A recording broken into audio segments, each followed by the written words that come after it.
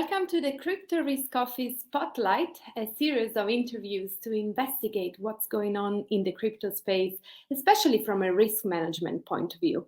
This series will put under a magnifying glass hot topics, companies' story relevant for the Crypto Risk Office community, starting from our contributors and editors. Today, I'm looking forward to getting to know more about Gal Sagie, CEO of Hypernative.io, a company which offers solutions for security and risk prevention. So let me welcome him. Hi, Gal. How are you? Welcome.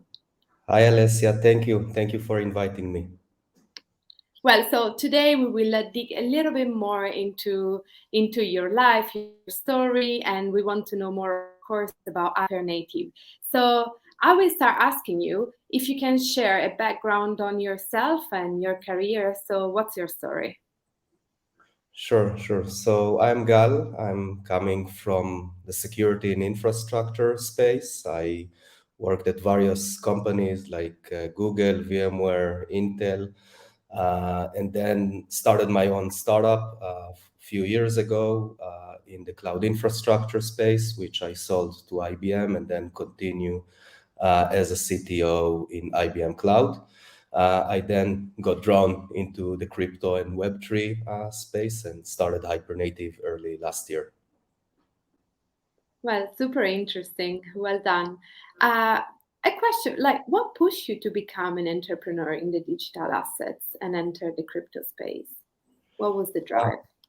it's my co-founder, my partner Dan. He first introduced me to the space, and to me, I always liked open source. Yeah. And crypto and Web3 is to me open source on steroids, essentially. We saw a big market and we wanted to fix and solve some problems. So what we saw when we started looking at crypto and Web3, we saw huge amounts of money that are being stolen. We saw people getting phished and scammed, and we figure out that the space needs a security and risk prevention system that basically can protect people. They can protect the projects. They can protect the chains. Everyone that's involved and participate and bringing some capabilities and increasing the reputation of the domain as a whole to more organization and more people to come and participate. Yeah, well, that's really interesting. It's also a little bit what pushed us to set up the crypto risk office. So after what happened last year, we thought it was good to like get together and set up a network where we could talk more about risk and share awareness and highlight how risk management is important. Well, so here also my next question. Why did you decide to become a contributor for the crypto risk office community? Yeah, I think it's a good question. I think, as you mentioned, I saw a shared interest, right? I think there is a big problem today in the community that people don't have enough education or knowledge about how to monitor risk and then how to mitigate risk. I think risk and security awareness, from what we saw, is very basic still in the space.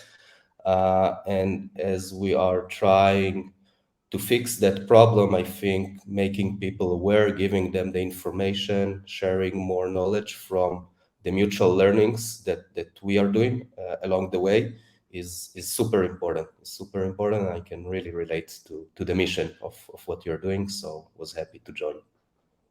That's great. That's great. And we are super happy to have you on board.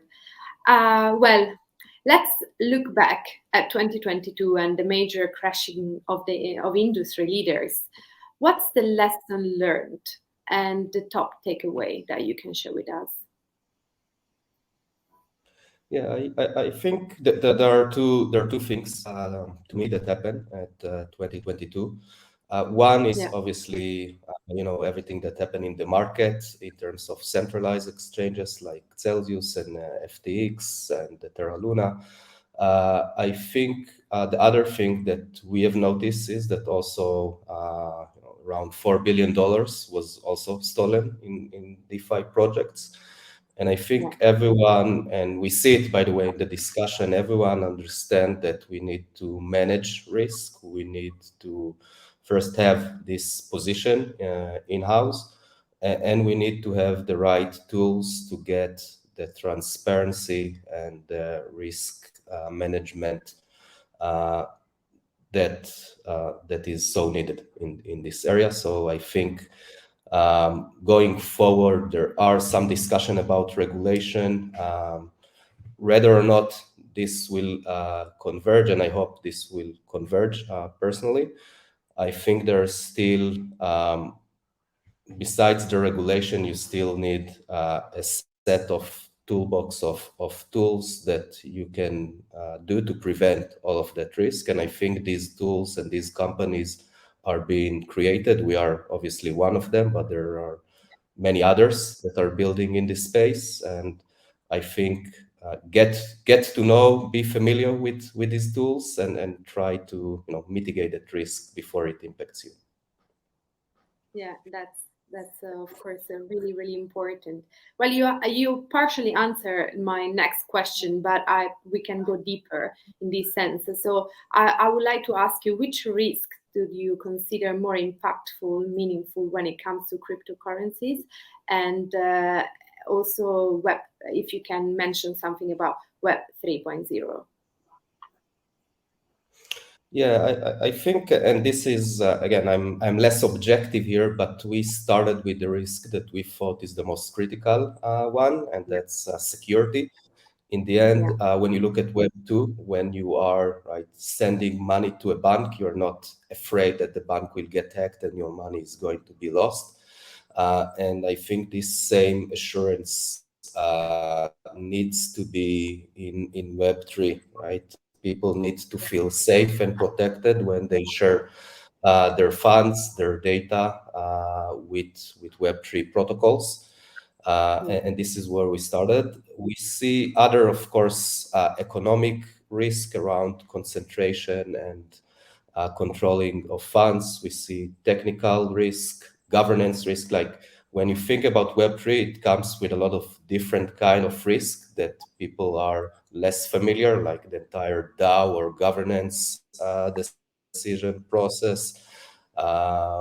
So all of this needs to be addressed as well. Another big thing, just a quick addition, is also community. In the end, um, you can protect the big protocols from security, but you also need to protect anyone, the retailers, anyone that's interacting with crypto from getting phished and scammed and losing their personal funds. So yeah, yeah. No, definitely. That's absolutely right. Indeed, yeah, we saw uh, talking, of course, about risk that TradFi has an established framework when it comes to risk management, while the more recent crypto space seems not to have always implemented a risk function. Now, with what happened last year, it seems like more and more companies are looking at setting up a risk department, but looking around, still feel like a light version of what is supposed to be. What's your feeling about it?